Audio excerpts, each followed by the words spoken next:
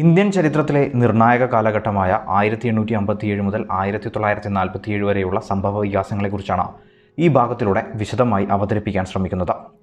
വിദ്യാർത്ഥികൾക്കും ചരിത്രത്തെ ഇഷ്ടപ്പെടുന്നവർക്കും ഉപകാരപ്പെടുമെന്ന് പ്രതീക്ഷിക്കുകയാണ്. അതുകൊണ്ട് തന്നെ ഇന്ത്യ ചരിത്രത്തിലെ നിർണായകമായൊരു കാലഘട്ടത്തിലേക്ക് ഏവർക്കും സ്വാഗതം. ഇന്ത്യൻ ചരിത്രത്തെ സംബന്ധിച്ചിടത്തോളം 1857 എന്ന വർഷത്തിന് വളരെയേറെ പ്രാധാന്യമുണ്ടെന്ന് പ്രത്യേകിച്ച് പറയേണ്ട കാര്യമൊന്നുമില്ലല്ലോ. 1857 ഒന്നാം സ്വാതന്ത്ര്യ സമരം അതുവരെയും ഇന്ത്യയെ കീഴടക്കിയ ബ്രിട്ടീഷ് ഈസ്റ്റ് ഇന്ത്യ കമ്പനിയുടെ ഇന്ത്യൻ ഭരണത്തിന് അന്ത്യം കുറിക്കുകയാണ്. 1600കൾക്കിപ്പുറം 1857 വരെയും ഇന്ത്യൻ ഭൂപ്രദേശത്തിൻ്റെ നിയന്ത്രണം എന്നത് ഒരു ട്രേഡിംഗ് കമ്പനിയായ ഈസ്റ്റ് ഇന്ത്യ കമ്പനിക്ക് കീഴിലായിരുന്നു എന്നതാണ് ചരിത്രം. ഇന്ത്യ കീഴടക്കിയ ഈസ്റ്റ് ഇന്ത്യ കമ്പനിയുടെ പൂർണ്ണ വീഡിയോയുടെ ലിങ്ക് മുകളിൽ കൊടുത്തിട്ടുണ്ട്. ഏതായാലും 1857 1947 വരെയും ഇന്ത്യൻ ഭൂപ്രദേശത്തിൻ്റെ ഭരണം ബ്രിട്ടീഷ് രാജ്യത്തിന് കീഴിൽ നേരിട്ട് വരികയാണ് ഉണ്ടായത്. മറ്റൊരർത്ഥത്തിൽ ഈസ്റ്റ് ഇന്ത്യ കമ്പനി ഔപചാരികമായി പിരിച്ചുവിടപ്പെടുകയും അവർ നിയന്ത്രിച്ചിരുന്ന പ്രദേശങ്ങളും അവർക്ക് കീഴിൽ നിന്നിരുന്ന നാട്ടുരാജ്യങ്ങളുമൊക്കെ തന്നെയും ഇംഗ്ലീഷ് ഭരണമേധാവിയുടെ അഥവാ ബ്രിട്ടീഷ് ക്രൗണിൻ്റെ നേരിട്ടുള്ള ചുമതലയിലുമായി.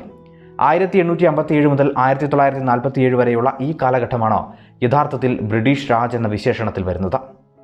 1857 എന്ന വർഷത്തിന് പ്രാധാന്യം വർദ്ധിക്കാനുള്ള മറ്റൊരു കാരണമെന്നത് സിപ്പായി ലഹള എന്നറിയപ്പെടുന്ന ഒന്നാം സ്വാതന്ത്ര്യ സമരമാണല്ലോ.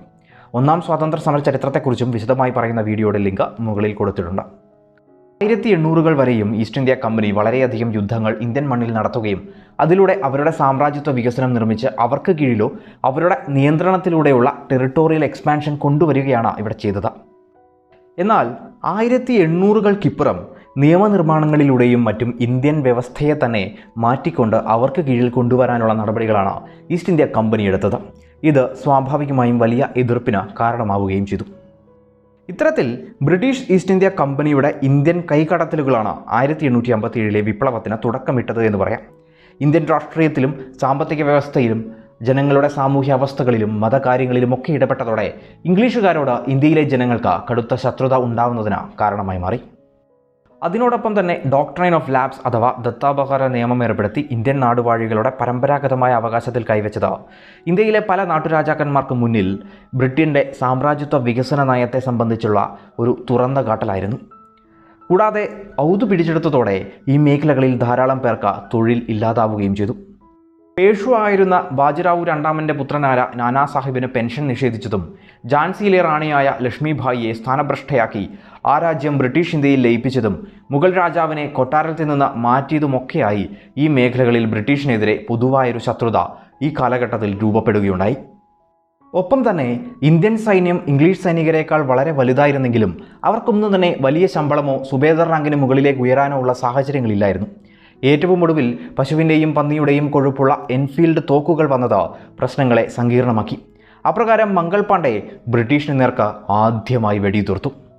അപ്രകാരം 1857 മെയ് 10 മീററ്റിൽ വെച്ച ഈസ്റ്റ് ഇന്ത്യ കമ്പനിയുടെ ഇന്ത്യൻ ട്രൂപ്സിൽ നിന്ന് തന്നെ ഒരു കലാപം പൊട്ടിപ്പുറപ്പെട്ടു.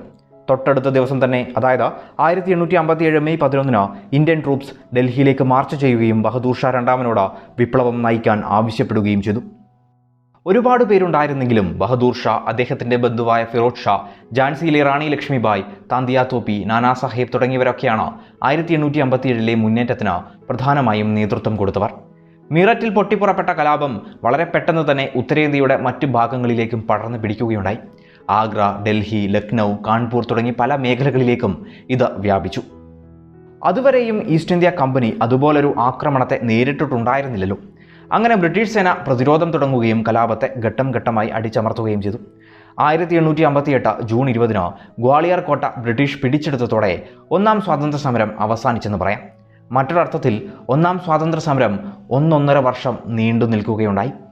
ഇത്തരത്തിലുള്ള വലിയൊരു സമരമുണ്ടായത് ഇന്ത്യയിലെ ഭരണക്രമത്തെപ്പറ്റി ആഴത്തിൽ ചിന്തിക്കുന്നതിന് ബ്രിട്ടീഷ് ഗവൺമെൻറ്റിനെ നിർബന്ധിതരാക്കുകയാണ്. അങ്ങനെയാണ് 1858 August 2 British parliament government of India act പാസ്സാക്കുന്നത്. ഇന്ത്യയുടെ ഭരണം കാര്യക്ഷമമാക്കുന്നതിന് വേണ്ടിയുള്ള ആക്ട് എന്ന നിലയിൽ ഇത് act for the better government of India എന്നുകൂടി അറിയപ്പെടുന്നുണ്ട്. ഈ ആക്ട് അനുസരിച്ച് ഈസ്റ്റ് ഇന്ത്യ കമ്പനി പിരിച്ചുവിടപ്പെട്ടു. അവർ പ്രതിനിധാനം ചെയ്തിരുന്ന ഭരണം ബ്രിട്ടീഷ് ക്രൗണിലേക്ക് നേരിട്ട് മാറ്റപ്പെടുകയുമുണ്ടായി. അങ്ങനെ ബ്രിട്ടീഷ് രാജ് എന്ന കാലഘട്ടം തന്നെ ഇന്ത്യയിൽ ഉണ്ടാവുകയാണ്. ബോർഡ് ഓഫ് കൺട്രോളിൻ്റെ അധ്യക്ഷ സ്ഥാനത്ത് ഇന്ത്യ കാര്യങ്ങൾക്കായി ക്യാബിനറ്റ് പദവിയിലുള്ള ഒരു സെക്രട്ടറി ഓഫ് സ്റ്റേറ്റ് നിയമിതനായി. അദ്ദേഹത്തെ സഹായിക്കുവാൻ 15 അംഗങ്ങളുള്ള ഒരു വിഭാഗം നിർമ്മിക്കപ്പെട്ടു. ഗവർണർ ജനറലിന് വൈസ്രോയി എന്ന പേര് കൂടി വരികയുണ്ടായി. അപ്രകാരം ഈ സമയത്തെ ഗവർണർ ജനറൽ അല്ലെങ്കിൽ വൈസ്രോയി എന്നത് ലോർഡ് വിസ്കൗണ്ട് കാനിങ് ആയിരുന്നു. അങ്ങനെ 1858 ഗവൺമെൻറ് ഓഫ് ഇന്ത്യ ആക്ടിലെ ഗവർണർ ജനറൽ ഓഫ് ഇന്ത്യ എന്നത് വൈസ്രോയി ഓഫ് ഇന്ത്യ എന്നായി മാറി. അതായത് ഇന്ത്യയുടെ ആദ്യത്തെ വൈസ്രോയി എന്നത് ലോർഡ് കാനിങ് എന്നത് തന്നെ. ഏതായാലും 1858 ഗവൺമെൻറ് ഓഫ് ഇന്ത്യ ആക്ട് എന്നത് കലങ്ങി നിന്നിരുന്ന ഇന്ത്യൻ ജനതയെ തണുപ്പിക്കാനുള്ള തന്ത്രം കൂടിയായി കാണാവുന്നതാണ്. നിങ്ങളുടെ പ്രശ്നങ്ങൾ ഇനി ക്യൂൻ വിക്ടോറിയ തന്നെ നേരിട്ട് കേൾക്കുമെന്ന പ്രതീതി ബ്രിട്ടീഷുകാർ ഇവിടെ സൃഷ്ടിക്കാൻ ശ്രമിക്കുകയാണ്. ദത്തോപഹാര നിയമം നിർത്തലാക്കിയും ബാക്കിയുണ്ടായിരുന്ന ഇന്ത്യൻ രാജാക്കന്മാർക്ക് ബ്രിട്ടീഷ് ഭരണത്തെ അംഗീകരിച്ചാൽ സ്വതന്ത്രമായി തന്നെ തുടരാമെന്നും സിവിൽ സർവീസിലേക്ക് ഇന്ത്യക്കാരെയും എടുക്കും തുടങ്ങി പല നടപടികളും ഇന്ത്യൻ ജനതയെ തണുപ്പിക്കുന്നതിൽ നിർണായകമായി മാറി. ഇത്തരത്തിലുള്ള വലിയ മാറ്റങ്ങൾ 1858 നവംബർ 1 വിക്ടോറിയ രാജ്ഞി പുറപ്പെടുവിച്ച വിളംബരം എന്ന നിലയിൽ ഇന്ത്യയിൽ അവതരിപ്പിക്കപ്പെട്ടത് വിക്ടോറിയ രാജ്ഞി ഇന്ത്യക്കാരോട് സൗഹൃദപരമായ ഒരു സമീപനമാണ് സ്വീകരിക്കുന്നത് എന്ന നിലയിൽ ഇന്ത്യയിലെ ജനങ്ങളിലേക്ക് കടന്നു ചെന്നു. പക്ഷേ ഇതിനപ്പുറം ബ്രിട്ടീഷുകാർ വലിയ മാറ്റങ്ങൾക്കും തുടക്കം കുറിക്കുകയാണ്. അഥവാ ബ്രിട്ടീഷിൻ്റെ പ്രശസ്തമായ ഡിവൈഡ് ആൻഡ് റൂൾ ഇവിടെ നിന്നും തന്നെ ആരംഭിക്കുകയും ചെയ്തു. മറ്റൊരർത്ഥത്തിൽ ഇന്ത്യക്കാർ എല്ലാവരും ഒന്നിച്ചാൽ അതിനെ തടുക്കുക ബുദ്ധിമുട്ടാണെന്ന് മനസ്സിലാക്കിയ ബ്രിട്ടീഷുകാർ അതുകൊണ്ട് തന്നെ വിഭജിച്ചു ഭരിക്കുക എന്ന തത്വം അവിടെ ഉണ്ടാക്കുകയാണ്. അപകടമായേക്കാവുന്ന സൈനിക മേഖലയിലാണ് ബ്രിട്ടീഷ് ആദ്യം തന്നെ ഇതിൽ ശ്രദ്ധ ചെലുത്തിയത്. സൈന്യത്തിൽ ഇന്ത്യക്കാരും ബ്രിട്ടീഷുകാരും തമ്മിലുള്ള അനുപാതം 2:1 എന്ന നിലയിലേക്ക് മാറ്റുകയുണ്ടായി. തന്ത്രപ്രധാനമായ മേഖലകളിൽ ഇംഗ്ലീഷുകാരെ കൂടുതലായി നിയമിക്കുകയും ചെയ്തു. വിഭജിക്കുന്ന തന്ത്രത്തിൻ്റെ ഭാഗമായി ജാതി മത പ്രാദേശിക ഘടകങ്ങളെ അടിസ്ഥാനപ്പെടുത്തിക്കൊണ്ട് സൈനിക വിഭാഗങ്ങളെ നിർമ്മിക്കുവാൻ ആരംഭിച്ചു.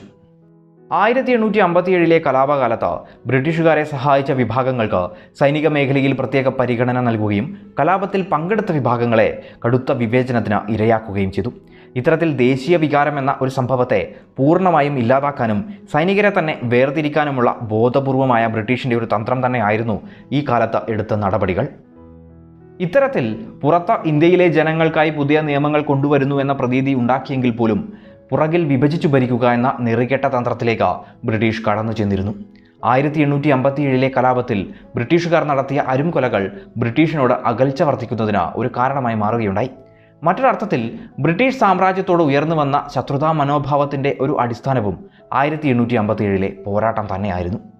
1857 വിപ്ലവത്തിനിപ്പുറം ഇന്ത്യൻ ഭരണാധികാരികളെയും നാടുവാഴികളെയും ഒക്കെ പ്രീണിപ്പിക്കുന്നതിൻ്റെ ഭാഗമായി ബ്രിട്ടീഷ് പിന്തിരിപ്പൻ നയങ്ങൾക്ക് മുന്നിൽ കണ്ണടച്ചു. അങ്ങനെ സാധാരണക്കാർ ഇതിനപ്പുറം വലിയ തോതിൽ തന്നെ ദുരിതമനുഭവിക്കാനും ആരംഭിച്ചു.